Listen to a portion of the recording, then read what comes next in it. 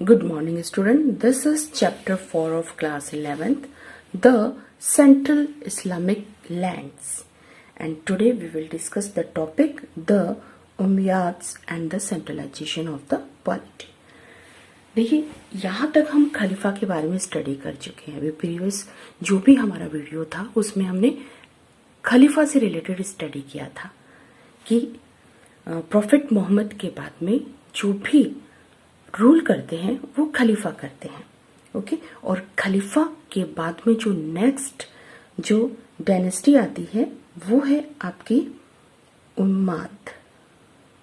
Okay, तो अब हम उम्मद डायनेस्टी जो है वो सेटल हो चुकी है।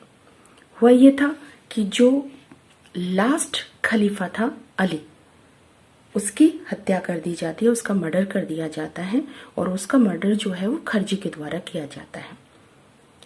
अली के बहुत सारे ऐसे अगेंस्ट उसी के सोल्जर्स थे जो उसके अगेंस्ट हो चुके थे, जो उसकी पॉलिसी से सेटिस्फाइज नहीं थे, जहां पे अली पीसफुली सबको चाहता था।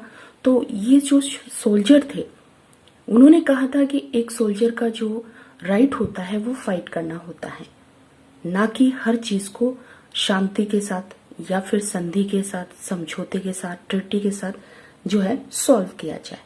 तो जो उनके अगेंस्ट चले गए ये सोल्जर खर्जी कहलाए और इन्हीं खर्जी में से एक खर्जी ने अली की जो है हत्या कर दी थी, उन्होंने उनका मर्डर कर दिया था। अब अली के बाद जो नेक्स्ट जो सक्सेसर हमें देखने को मिलता है, ये जो सक्सेसर है ये मुआविया होता है और ये मुआविया जो है अब गद्दी पर बैठ जाता है। अब उस समय थोड़ी सी चीजें यहाँ पे हो जाती हैं कि अब बहुत ज्यादा जो है साम्राज्य उनका फैल चुका है, बहुत बड़ी टेरिटरीज पे वो कंट्रोल कर लेते हैं। अब कैसे उस पे कंट्रोल किया जाए, तो इसके लिए जो मुआविया होता है उस बहुत सारे मेजर्स वो लेके आता है, बहुत सारे ऐसे प्रैक्टिसेस वो करता है कि उसके साम्राज्य में कंट्रोल किया जाए। तो अभी तक जितनी भी स्टडी हमने की है तो उससे हम रियलाइज कर पा रहे हैं कि उस समय हर एक खलीफा जब गद्दी पर बैठा था या फिर आगे का जो रूल चल रहा है तो उसमें हमें विद्रोह देखने, रिवोल्ट जरूर देखने को मिल रहे हैं। तो इन रिवोल्ट को जो है वो कंट्रोल करना, उन्हें सरप्रेस करना जो है गद्दी पर बैठने वाले रूलर का मेन जो है एम हो जाता है। तो यहाँ पे देखिए जो मुआविया जो होता है उसके समय में भी बहुत सारे ऐसे मेजरमेंट किए जाते हैं कि उसके ऊपर कंट्रोल हो, उससे ताकि वो अच्छे से रूल कर सके। तो कुछ मेजरमेंट उसने किए हैं ताकि उसका साम्राज्य बहुत ही ज्यादा मजबूत हो। तो उसमें से फर्स्ट जो है कि मूव हिज कैपिटल, जो उसकी जो कैपिटल थी सबसे पहले उसने कैपिटल को चेंज किया अपना, और ये कैपिटल को चेंज करने के लिए उसने दमिश्क जो है वहां पे उस कैपिटल को वहां पे सेटअप किया है। मूव हिज कैपिटल टू दमिश्क। अब ये दमिश्क के ही रूलर हुआ करते थे जो वहां पे उन्होंने अपनी कैपिटल को वहीं पे ट्रांसफर कर लिया। And the second measurement is about adopted the court ceremony and administrative institution of Byzantine empire. देखिए बाइजेंटाइनिया जो एम्पायर था उसमें जो भी कस्टम, जो भी उनके रूल रेगुलेशन जो हुआ करते थे उन सबको उसने अडॉप्ट किया है। ये देखिए क्रिश्चियनिटी की तरफ जा रहे हैं कि वहां पे जैसे जिस सिस्टम से वर्क होता था वो कहीं ना कहीं वो सिस्टम इनको जो है इंस्पायर कर रहा था। तो उन्होंने अपने सिस्टम को जो है पूरी तरह से यहाँ पे बाइजेंटाइन एम्पायर के अकॉर्डिंग रखा है। नेक्स्ट जो कि यहाँ पे कि अब उत्तराधिकारी कौन बनेगा, नेक्स्ट उसके बाद सिंहासन पे कौन बैठेगा, तो उसी को इसने यहीं पे सॉल्व कर लिया है। देखिए जब अली की हत्या कर दी जाती है, मर्डर कर दिया जाता है, तब जो नेक्स्ट है वो हसन, जो उसका पुत्र है, जो उसका सन है, वो जो है सिंहासन पे बैठता है। लेकिन यहाँ मुआविया द्वारा उसका विरोध किया जाता है तो हसन जो है फाइनलाइज ये डिसीजन लेता है कि अपनी गद्दी को छोड़ देता है और मुआविया को दे देता है। बहुत ही पोलाइटली और बहुत ही पीसफुली वे में ये सारा काम होता है, लेकिन साथ में एक कंडीशन रखी जाती है कि अगर मुआविया का डेथ हो जाती है या फिर उसका साम्राज्य खत्म हो जाता है तो नेक्स्ट जो रूलर है वो मेरी ही फैमिली का कोई मेंबर बनेगा। लेकिन यहाँ पे हसन की भी हत्या कर दी जाती है साजिशों के द्वारा।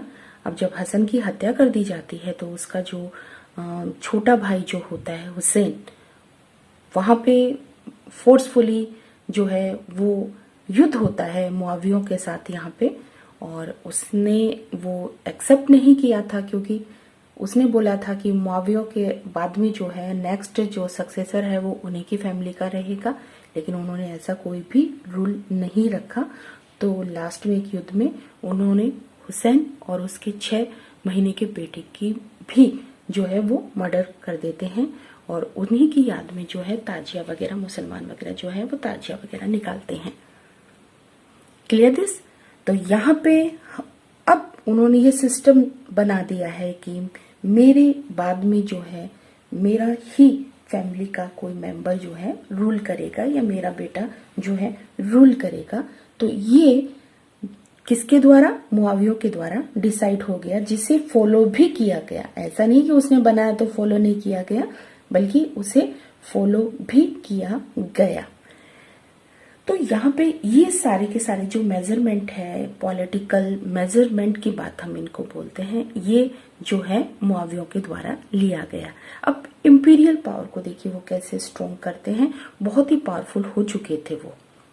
अब उन्होंने क्या किया? State craft and the loyalty of Syrian troops. अब हम पूरी तरह से ये नहीं बोलेंगे कि इस्लाम के बेसिस पे उनका जो है रूल चल रहा है। अब जो भी सिस्टम उन्होंने एस्टेब्लिश किए हैं वो टोटल नॉट बेस्ड ऑन इस्लाम।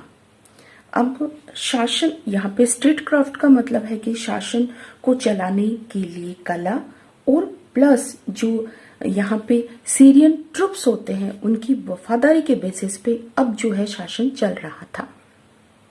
अब उनके साम्राज्य में उन्होंने क्या किया? क्रिश्चियन एडवाइजर्स जो होते थे उनको एडवाइज करते थे एडमिनिस्ट्रेशन में।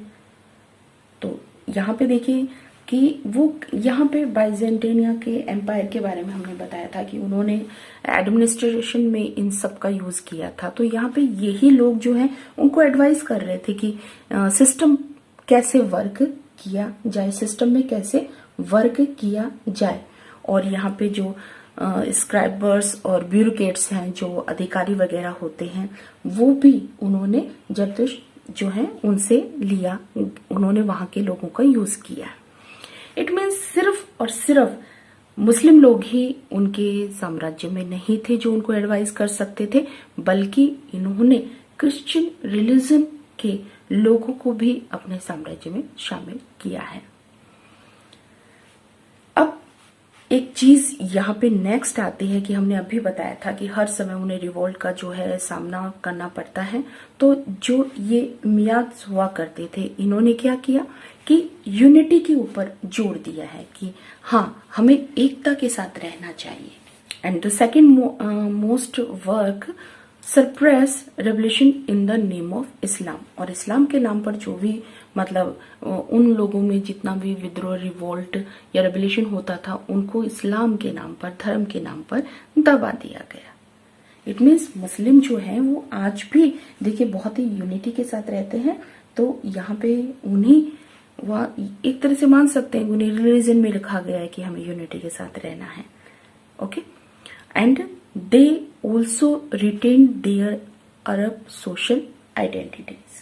ऐसा नहीं है कि यहाँ पे क्रिश्चियन के साथ रहकर वो अपने कल्चर को भूल रहे हैं, नहीं, उन्होंने अपनी जो अरब सोशल आइडेंटिटीज थी उनको बरकरार रखा। अब जो नेक्स्ट